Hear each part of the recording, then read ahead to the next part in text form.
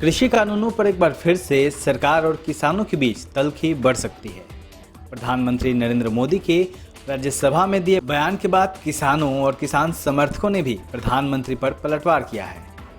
दरअसल प्रधानमंत्री नरेंद्र मोदी ने शुक्रवार को राज्यसभा में अपने भाषण में कहा कि कृषि कानून जरूरी कानून है और इन्हें लागू करने का यह सही समय है। उन्होंने किसानों से आंदोलन खत्म करने की अपील की। प्रधानमंत्री ने किसानों को बातचीत का निमंत्रण दिया।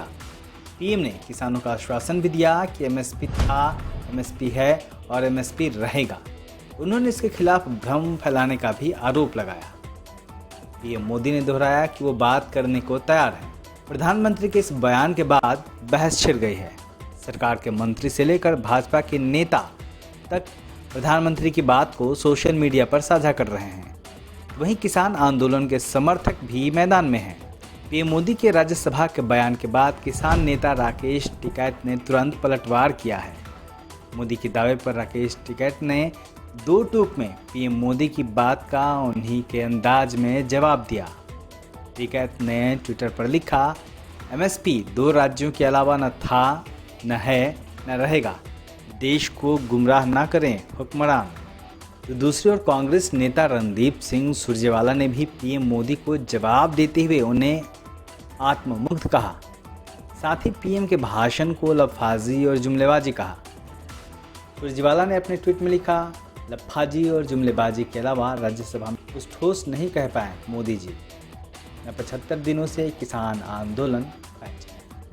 दिनों से आंदोलनरत किसानों के लिए कोई ठोस आश्वासन और न सीमा में घुसपैठ किए चीन पर एक शब्द। आत्ममुग्ध प्रधानमंत्री वास्तव में पीएम नहीं, विचारक की भूमिका में नजर आए। आंदोलनकारी किसानों की राह में कीले बिछाकर मोदी जी राज्यसभा में किसानों से कह रहे हैं कि बात करिए, आंदोलन खत्म करिए। वरिष्ठ पत्रकार अजीत अंजुम ने पीएम मोदी के भाषण पर सवाल उठाया है। उन्होंने ट्वीट किया, विपक्ष ये नहीं बता पाता कि कानूनों से नुकसान क्या है। फिर पीएम ने 12 करोड़ छोटे किसानों का जिक्र करके सरकार की सारी योजनाएं गिना दी, लेकिन पूरे भाषण में ये नहीं बताया कि उन कामों से गरीब किसानों का फायदा क्या है। सारी योजनाओं के खर्चे बताने से कानून का क्या रिश्ता। अजीत अंजुम ने एक अन्य ट्वीट में लिखा, एमएसपी था, एमएसपी है, एमएसपी रहेगा।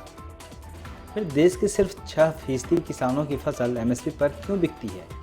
और इन कानूनों के बाद निजी मंडियों वाले कारपोरेट कारोबारी एमएसपी पर खरीदेंगे क्या? इसकी गारंटी कैसे मिलेगी? ये कौन बताएगा? किसान यही सवाल तो पूछ रहे हैं।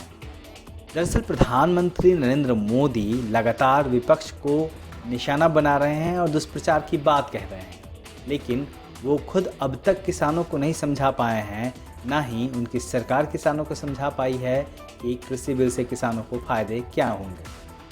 तो वहीं दूसरी ओर प्रधानमंत्री मोदी किसानों से बातचीत की बात तो कह रहे हैं, लेकिन बातचीत कर नहीं रहे हैं।